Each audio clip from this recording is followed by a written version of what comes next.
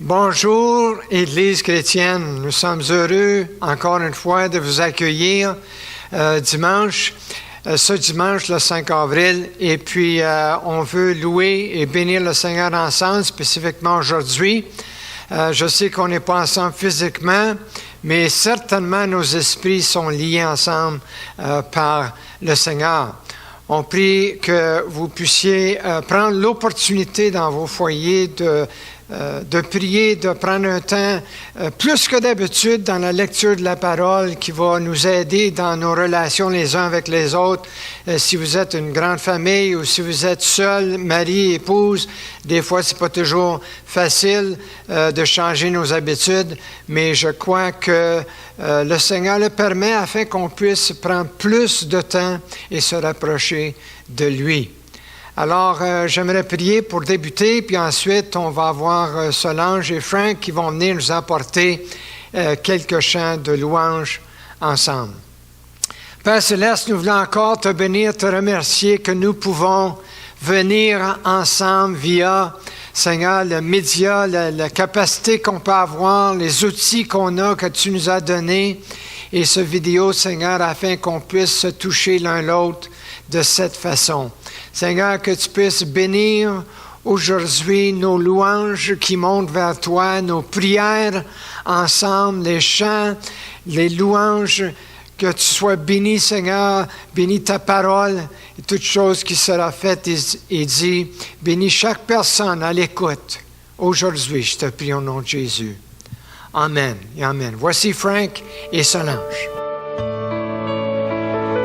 Bonjour frères et sœurs.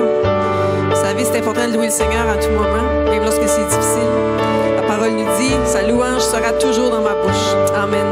Louons le Seigneur ce matin. Alléluia. Louez Dieu pour sa grandeur, louez son amour, louez dans son sanctuaire, louez pour toujours. Célébrez sa présence, répandue dans nos cœurs, dansez dans sa puissance et lancez vos clameurs. Car du lever du soleil jusqu'à son coucher, non, les bontés du Seigneur ne sont pas épuisées. Elles se renouvellent chaque matin. Les bontés du Seigneur n'ont pas de fin. Louez Dieu dans son saint lieu, louez dans les cieux, louez sa fidélité, louez à jamais.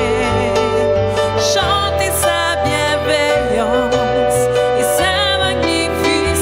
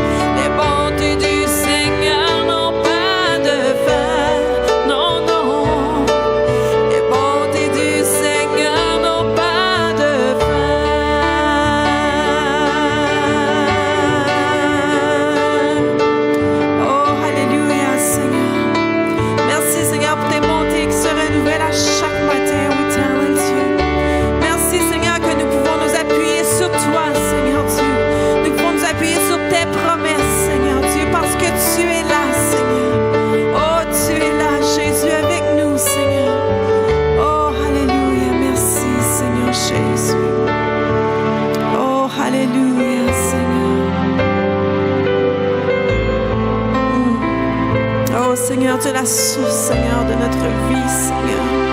La source de notre paix, Seigneur. Oh, alléluia, Jésus.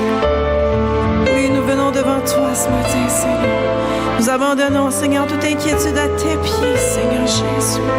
À ta croix, Seigneur Dieu. Oh, alléluia. Oui, tu les portes, Seigneur, pour nous, Seigneur Dieu.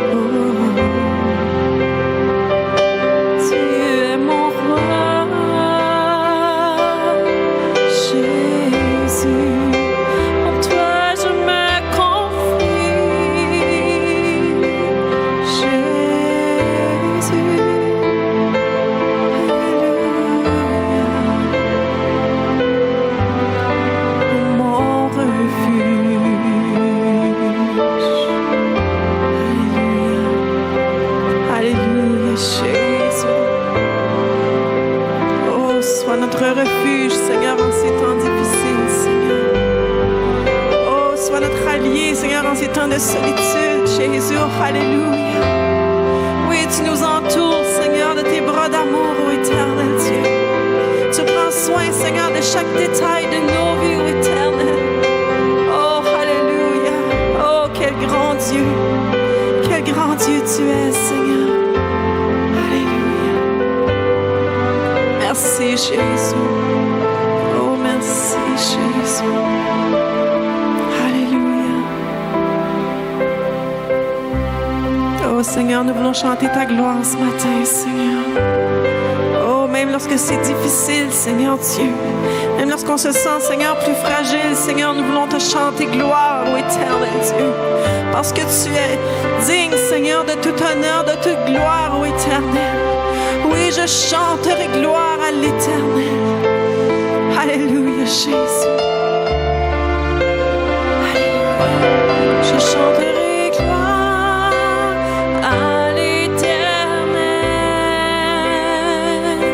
Je chanterai louange à son nom. Je chanterai Dieu, mon essentiel. Je chanterai en l'honneur de son nom. Je viens t'offrir, Seigneur. Oh, alléluia. Ce que j'ai de meilleur. Je viens t'offrir ma vie. Oui, à toi, Jésus-Christ. Et même si je suis fragile, même si c'est difficile, je chanterai gloire à l'éternel. Je chanterai louange à ton nom. Je chanterai Dieu, mon essentiel. Je chanterai en l'honneur de son nom. Je viens te dire, Seigneur, que tu es mon bonheur. Non, rien ne peut détruire notre bel avenir.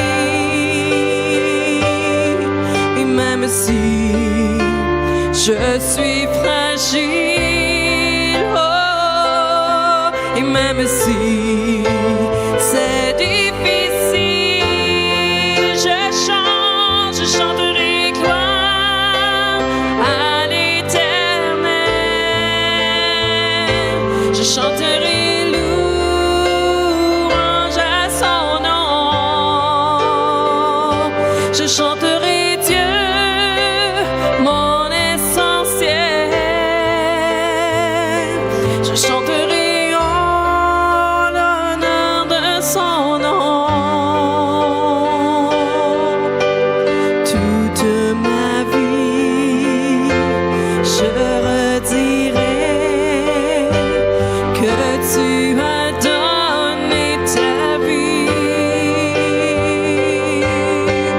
Toute ma vie, je redirai que tu as payé le prix. Oh, toute ma vie, je redirai que je ne vis que pour lui. Je chanterai gloire à l'éternel.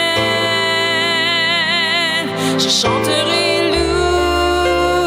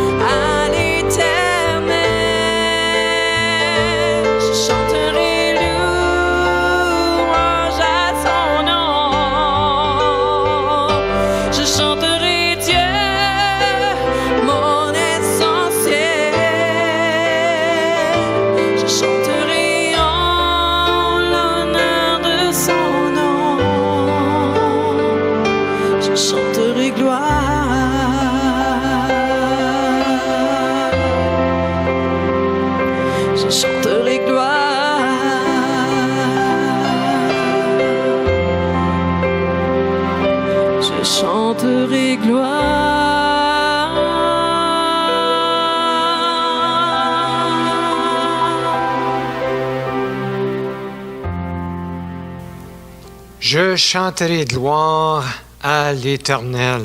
Alléluia.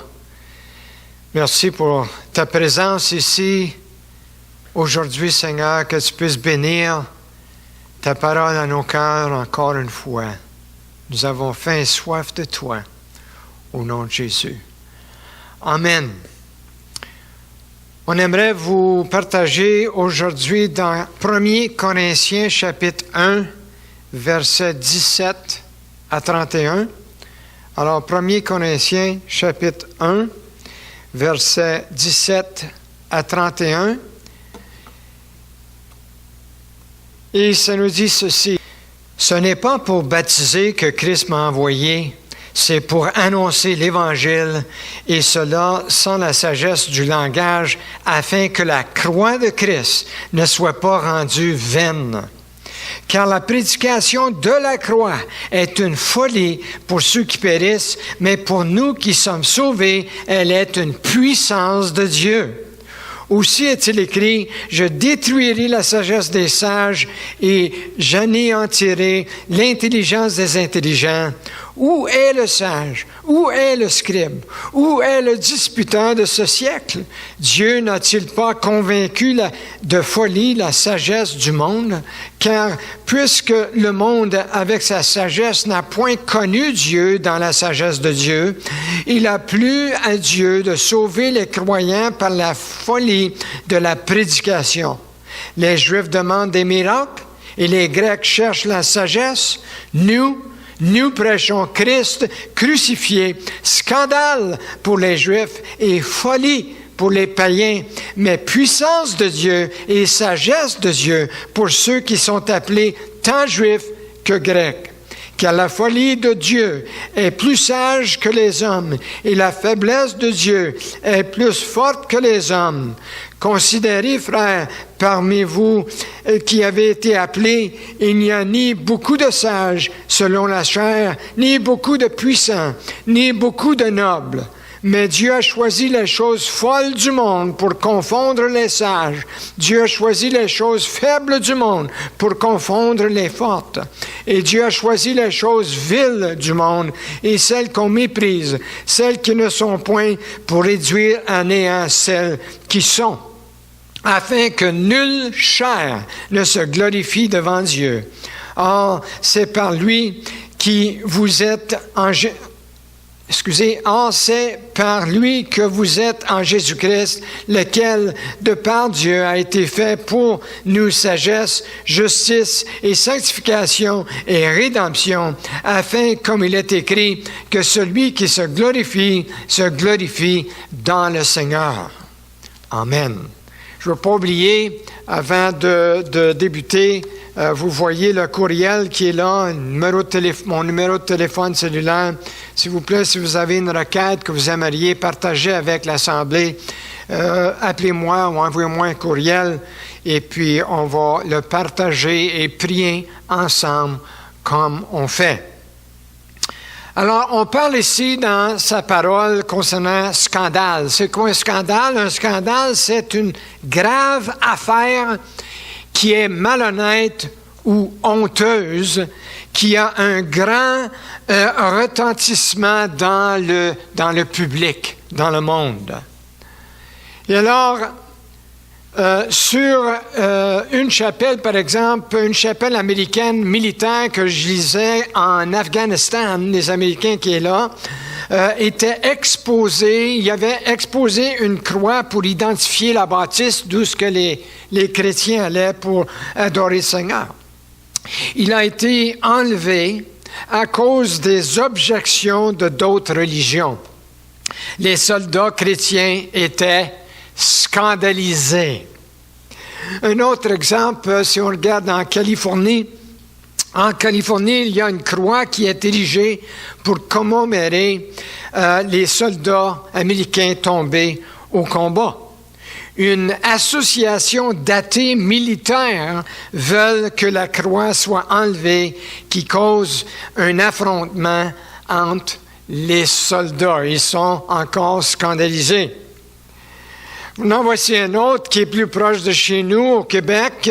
Le tribunal des droits des individus au Québec a écrit une ordonnance à la ville de Saguenay. Et ils doivent enlever le crucifix dans leur salle de réunion du conseil municipal afin que personne soit offensé. Certains, comme vous savez, certaines écoles au Canada et les États-Unis ne permettent pas d'afficher une croix dans leur classe. J'ai eu l'expérience avec mon fils Paul qui parlait lorsqu'à l'époque il était un enseignant de la langue anglaise au cadet militaire à Saint-Jean-sur-Richelieu au Québec. Et à un moment donné, une journée, il portait une toute petite croix, une chaîne avec une petite croix qui était à l'intérieur de sa chemise, mais qu'elle avait sorti. Et puis, les militaires, les jeunes cadets, officiers cadets qui étaient là, ont rapporté cela à l'officier en charge parce que certains d'entre eux étaient encore offensés. Paul a répondu qu'il n'était pas dans le militaire et qu'il gardera sa croix sur son cou. Les gens étaient encore scandalisés. Dans 1 Corinthiens chapitre 22, ça nous dit que les Juifs demandent des miracles et les Grecs cherchent la sagesse, mais nous prêchons Christ crucifié. Scandale pour les Juifs et folie pour les païens, mais puissance de Dieu pour ceux qui sont appelés tant Juifs que Grecs. N'importe qui viennent à Christ, c'est une puissance de Dieu. La puissance de Dieu. Dans le grec, le mot puissance ici, c'est dynamis. Ici, du mot dynamis, qu'on prend le mot dynamite. Alors, c'est la dynamite de Dieu, la puissance de Dieu qu'on trouve dans la croix du Calvaire. Les Juifs pouvaient accepter Jésus, bien sûr, bien entendu, comme un grand homme, comme un bon homme, comme un homme de compassion, un homme plein et rempli d'amour, mais sa croix comme le chemin du salut, jamais accepté, c'était un scandale pour eux autres. Un homme pouvait être sauvé par les rituels qu'ils avaient, les cérémonies. Il y en avait en masse de cérémonies. Garder les lois du Talmud. Oui, pas de problème avec ça. Ça, c'était parfaitement raisonnable, parfaitement acceptable. On réalise que cette épître aux Galates a été écrite, voilà, 1900 ans passés, mais les choses, vraiment, n'ont pas changé, n'est-ce pas? Est-ce que notre société aujourd'hui est plus éclairée? Est-ce que notre société aujourd'hui est plus évoluée? Bien sûr, on peut se dire que oui, nous avons beaucoup évolué au niveau de la technologie, mais c'est à peu près tout dans le seul domaine que nous avons évolué. Les gens d'aujourd'hui sont ouverts à suivre Jésus, le bon Jésus autour des rives de la Galilée. Ils sont consentants de grimper la montagne pour écouter les sermons. Sur la montagne, les sermons de Jésus, écouter le Christ enseigner la règle d'or, ça c'est correct. Le Jésus qui est sage, le Jésus qui est rempli de compassion et d'amour, il est absolument acceptable. Oui, c'est correct. Mais le Christ de la croix est offensif, scandaleuse. Le pécheur n'aime pas la croix. Il veut le faire de sa façon. Il veut trouver sa manière de marcher, sa manière d'être sauvé. L'homme a beaucoup de chemin à prendre. Beaucoup est offerte à l'homme. Encore aujourd'hui, les Juifs pensent que la croix est un scandale et les païens pensent que la croix est folie. Ça n'a pas changé. Le mot folie, encore dans le grec, c'est morion, M-O-R-I-O-N, morion, qui veut dire en anglais, on appelle quelqu'un un moron. Et moron en anglais, en français, ça veut dire idiot. en réalité. Idiot. Alors, la croix, c'est quelque chose d'idiot, quelque chose de folie pour le monde. Pourquoi la croix est-elle offensive? Pourquoi la croix est un scandale pour la masse à travers les siècles passés, présents et futurs? Il y a 3 raisons que j'aimerais vous partager aujourd'hui. Et la première, c'est que la croix expose la vraie nature et le vrai cœur du monde. L'homme voit la méchanceté du cœur, mais ne fait pas grand-chose, ne fait pas un grand cas de cela. Mais la croix ouvre et expose le cœur de l'homme et on n'aime pas ça. On n'aime pas ça. Il y a l'histoire d'une église où un pasteur prêchait le matin et un autre pasteur venait prêcher le soir. Le pasteur du matin prêchait qu'il y avait une certaine bonté dans le cœur de l'homme et que nous avons besoin de le nourrir et encourager de sortir cette bonté. Et il prêchait, croyait qu'il y a une bonté dans tout le monde et on peut aller la chercher.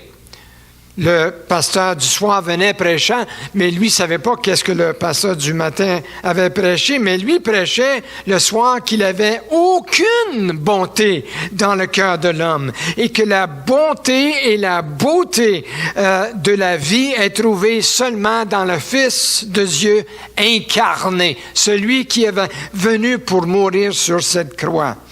Que l'homme l'avait moqué, que l'homme l'avait ridiculisé, craché dessus, l'avait battu et finalement l'avait crucifié sur une croix et qu'il est mort dans la honte. Voilà le vrai portrait du cœur humain. Veut pas, l'homme est méchant.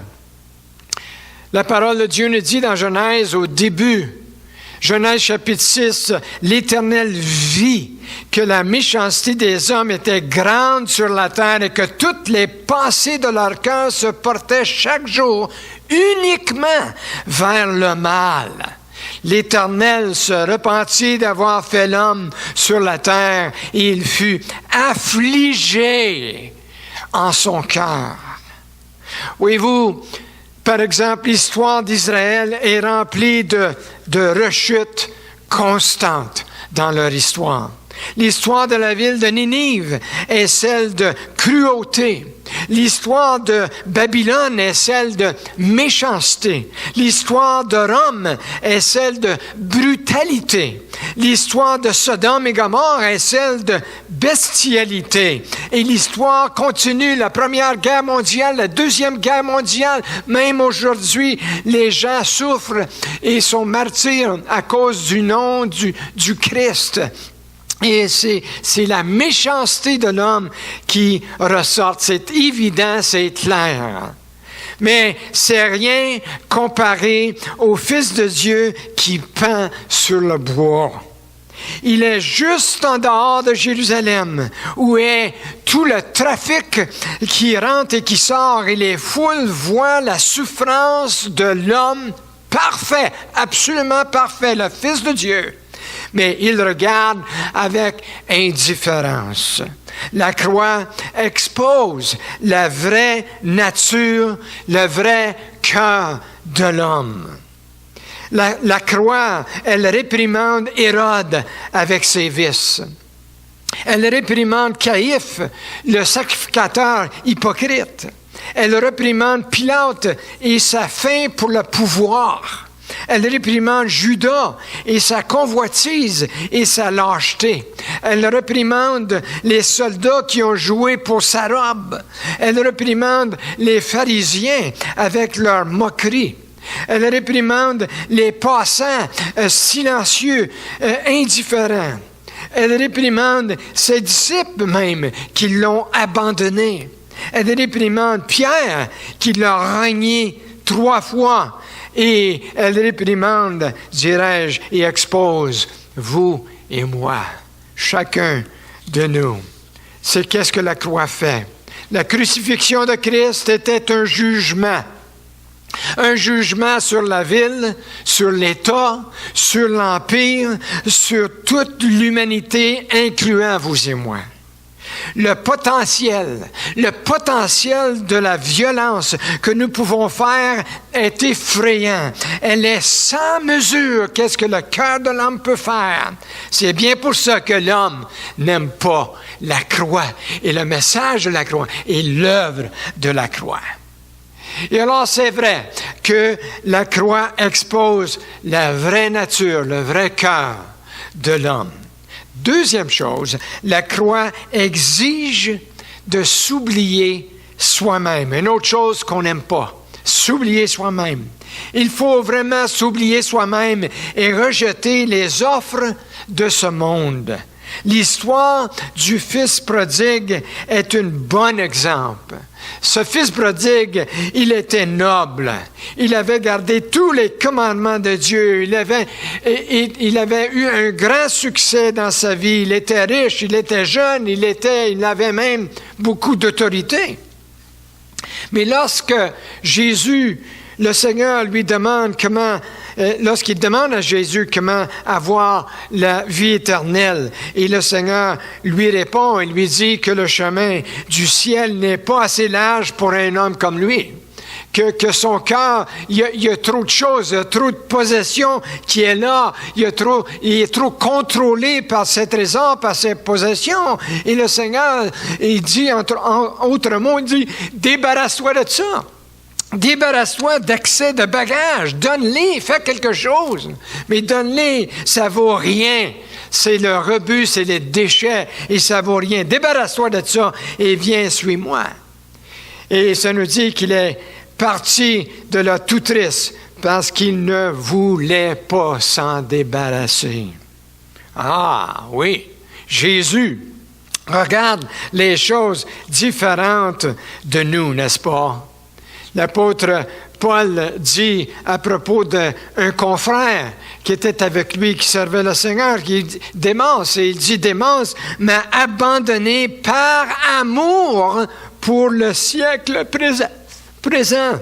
Et alors, c'est une vérité que nous pouvons perdre ce que nous avons, une vérité que nous pouvons abandonner si nos yeux ne sont pas fixés sur notre salut, sur notre Seigneur. Oui, c'est vrai. Aujourd'hui, qu'est-ce qu'on appelle? C'est dimanche des rameaux. C'est dimanche juste avant la Pâque. Et c'est l'entrée, on appelle ça l'entrée triomphale de Jésus qui entre dans Jérusalem. C'est bien, c'est merveilleux, c'est bien d'entrer dans la cité de paix avec Jésus. C'est merveilleux et les gens reconnaissent et puis disent Hosanna, Hosanna, béni soit celui qui vient au nom du Seigneur, Hosanna. Et c'est une chose merveilleuse et les gens célèbrent avec le Seigneur, mais prendre sa croix et le suivre jusqu'au calvaire. Ouf! Ça, c'est un autre paire de manches. Ça, c'est un scandale. Qui veut être moqué? Qui veut être ridiculisé? Qui veut être craché dessus ou rejeté? Personne ne veut ça, mais Jésus a eu tout ça. Et ses disciples aussi doivent porter leur croix et le suivre. C'est la décision, c'est qu'est-ce que le Seigneur nous demande. Et il y a un petit chant qui nous dit jusqu'au bout. Plusieurs en connaissent jusqu'au bout. Je veux le suivre dans les bons et les mauvais jours. À toi pour mourir et vivre. À toi, Jésus, pour toujours. Et alors, la croix, c'est vrai, expose la vraie nature, le vrai cœur de l'homme. Et deuxièmement, la croix est vraiment la croix est la seule religion, si je peux dire ça, qui nous demande de s'oublier soi-même et de se concentrer sur lui. Troisième chose, vous savez que la croix est le seul chemin au salut. C'est une autre chose que les gens n'aiment pas entendre. Le seul chemin au salut. Qu'est-ce que l'apôtre Pierre a dit? Pierre a dit, il n'y a de salut en aucun autre, car il n'y a sous le ciel aucun autre nom qui a été nommé dans les hommes, qui a été donné parmi les hommes, par lequel nous devions être sauvés. Ce n'est pas Christ parmi d'autres, mais c'est Christ seul, notre message. C'est pour cette raison que c'est une offense, c'est un scandale. Parce que la plupart des gens croient qu'il y a plusieurs façons au ciel. La majorité des gens pensent ça. Cette attitude est acceptée presque universellement. Entier, le monde entier le croit. Et alors, lorsque vous vous levez pour proclamer et témoigner à quelqu'un qu'il n'y a un seul chemin au ciel, que c'est par la croix du calvaire, ben ça devient une offense. Même, je dirais que la clergé libérale du christianisme aujourd'hui au Canada, aux États-Unis, vont nier l'efficacité de la puissance de la croix, la puissance du sang de Jésus-Christ. Je crois qu'ils devaient avoir honte, que Dieu les aide. Parce que je lisais récemment concernant un pasteur d'une certaine dénomination au Canada qui a été interviewé par un magazine populaire sur justement ce sujet de la croix. Et elle a été demandée si elle croyait que Jésus-Christ était le seul chemin au ciel. Et elle a répondu en disant qu'elle ne pouvait pas imaginer un Dieu qui serait si étroit d'esprit qu'il n'y a qu'un seul moyen au ciel. Wow!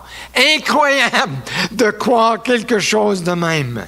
Il y a même des églises qui ont enlevé de leur répertoire de cantiques tout cantique qui parle du sang de Jésus. Imaginez un livre de cantiques sans « Quel sauveur merveilleux je possède! Il s'est sacrifié pour moi et sa vie innocente il cède pour mourir sur l'infâme bois attaché à la croix pour moi, attaché à la croix pour moi. Il a pris mon péché, il m'a délivré, attaché à la croix pour moi. » Ce qui est si étonnant, frères et sœurs, du christianisme est son message sans compromis de Christ ou rien. La croix ou rien. L'Empire romain était l'empire le plus tolérant.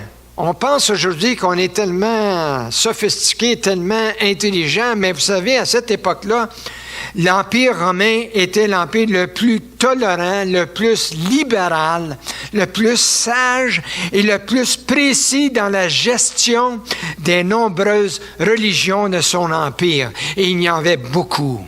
De tout royaume qui ait jamais été existé, c'était l'Empire romain qui était tolérant et ouvert à toute religion.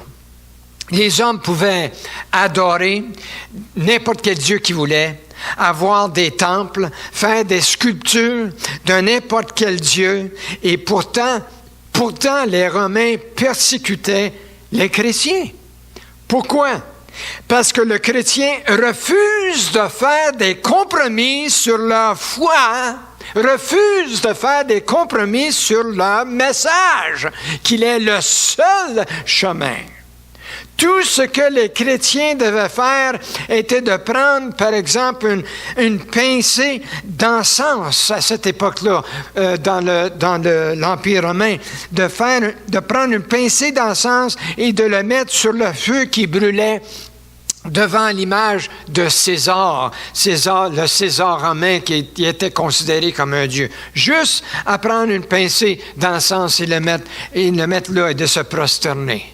Mais no way, aucun chrétien, non, 1000 fois non. Et ça, c'est la foi du Nouveau Testament, lorsqu'on le lit. Ça, c'est la foi des martyrs.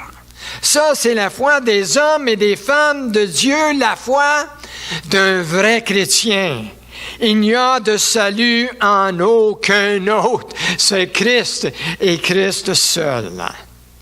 Alors, si je peux vous donner une conclusion à tout cela aujourd'hui, c'est qu'il y avait des jours où nous nous battions avec des bâtons, puis avec des pierres, puis avec des haches, puis avec des épées, puis des flèches, puis des lances.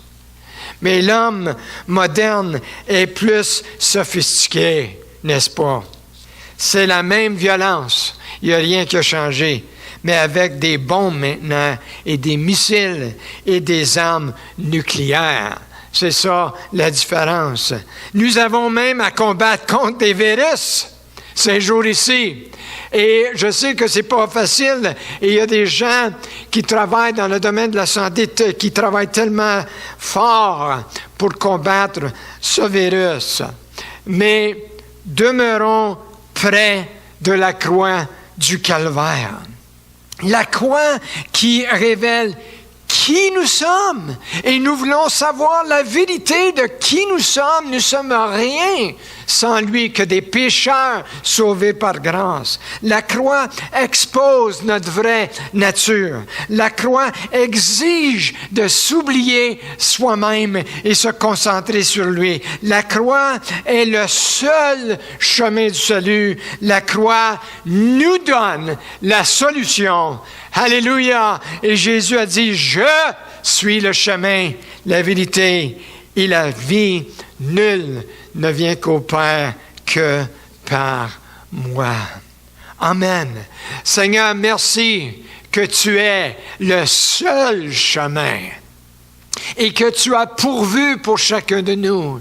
Et que ton esprit est ici aujourd'hui, dans ce jour de grâce, pour nous faire grâce, pour attirer tout homme à toi, Seigneur. Alors aide-nous, comme ta parole nous dit, d'élever ta croix, d'élever très haut ta croix, afin que les hommes soient attirés à toi. Aide-nous, Seigneur, à ne pas avoir honte. Ce qui est scandaliseux pour les autres, que ce soit une puissance de Dieu, une dynamite de Dieu pour nous. Aide-nous, Seigneur, avec tous nos problèmes, avec tous nos tracas, avec tous nos fardeaux, tout ce qu'on a, Seigneur, de venir au pied de la croix aujourd'hui et de savoir que la solution, c'est toi et que tu as payé par ton sang précieux sur la croix. Alors aujourd'hui, Seigneur, je prie que tu puisses bénir chaque personne à l'écoute aujourd'hui, Seigneur. Merci pour te connaître. Merci, Seigneur, que tu t'es fait connaître à nous. Aide-nous à ouvrir nos esprits à toi, afin que tu puisses faire l'œuvre du pardon dans nos cœurs, dans nos vies. Que tu puisses faire l'œuvre, Seigneur, de remplacer notre inquiétude par la paix de Dieu. Bénis chacun et chacune, je te prie au nom de Jésus. Amen. Amen. Maintenant, Solange et Frank vont revenir et terminer aujourd'hui avec un cantique que vous pouvez chanter avec eux et bénir le Seigneur ensemble en tant qu'Église. Que Dieu vous bénisse.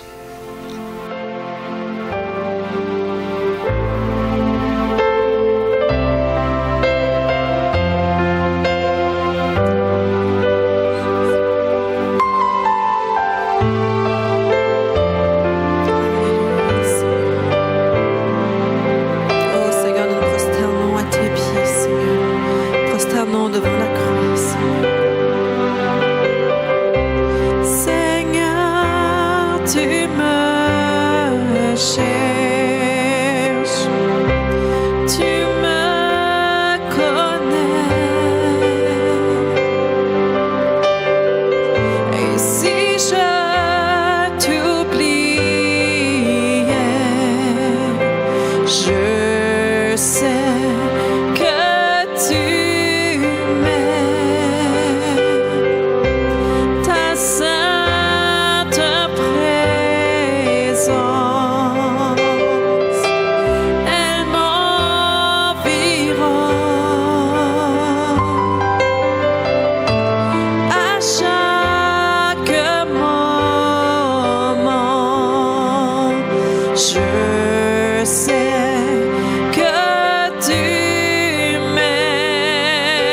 Je sais que tu m'aimes. À la croix, je me prosterne, où ton sang coula pour moi. Aucun amour n'est plus grand. Tu as gagné sur la mort, ta gloire.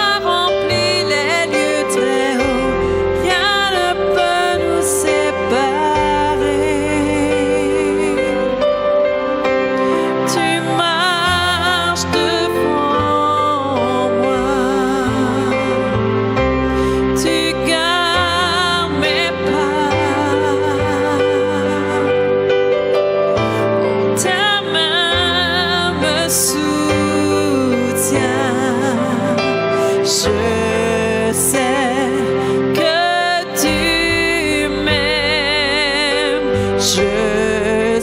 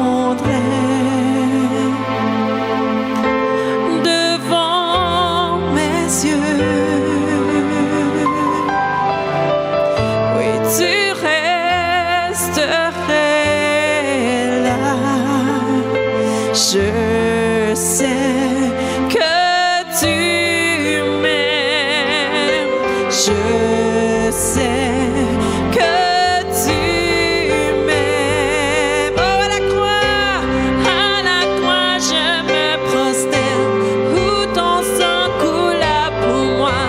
Aucun amour n'est plus grand.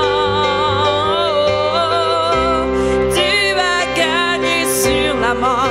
Ta gloire remplit les lieux très hauts, rien ne peut nous séparer.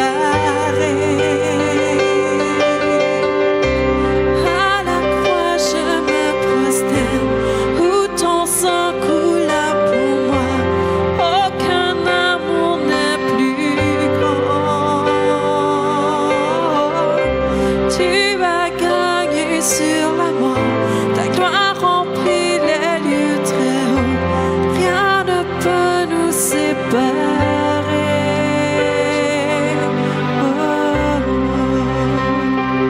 Oh, merci Seigneur.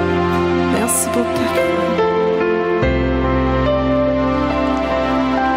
Alléluia. Merci Seigneur pour le message de la croix. Alléluia. Merci pour la puissance de la croix, Seigneur. Merci que tu as pourvu le chemin pour chacun de nous. Seigneur, tu es suffisant pour nous. Bénis, Seigneur, chaque personne à l'écoute aujourd'hui. Bénis-leur dans leur foyer, Seigneur. Donne-leur le courage, les forces pour voir à tous leurs besoins, Seigneur. Merci, on t'aime, Jésus, parce que tu nous as aimés le premier. Amen. Amen. N'oubliez pas, que la prochaine réunion qu'on va avoir, la prochaine vidéo, ça sera pour le Vendredi Saint. Et on vous demande de vous préparer. Nous voulons prendre le repas du Seigneur ensemble, pas physiquement, mais là où vous êtes, préparez-vous avec un morceau de pain, puis avec un petit verre de jus de raisin, quelque chose, afin qu'on puisse s'unir ensemble pour prendre le repas du Seigneur, Vendredi Saint. Que Dieu vous bénisse.